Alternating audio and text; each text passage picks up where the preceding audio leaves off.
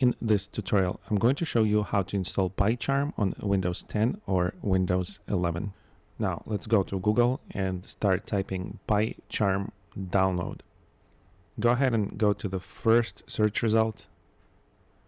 And on this page, you can download PyCharm Professional, which is the 30-day trial for free.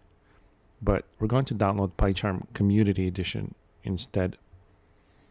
So I'm going to click on this download button. Then just wait until the file finishes downloading. Now click on the installation file to start installing PyCharm. In the next window, click Next.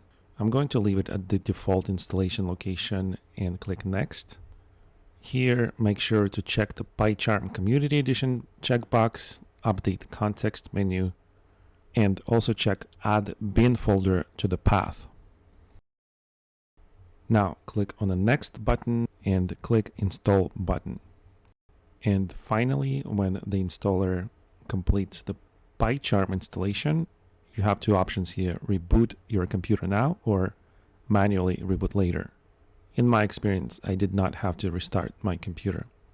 Okay, at this point, you'll have PyCharm icon on your desktop, so just go ahead and click on that. PyCharm IDE 2022 is going to start loading up. Here, just browse down and accept the license. Then allow access for Windows Firewall. Click on Allow Access button. And here on the next window, click on New Project.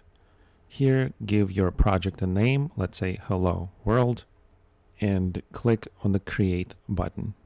Now, when you do that, PyCharm will start creating this first Python project. It's going to create a new Python project and give you this file with two print functions. So basically, these functions are going to print out a message, "Hi, PyCharm." Now, to start your Python application in PyCharm, click on this Play button to build and run your Python file. And as you can see in the console here, we have the output from one of those print functions.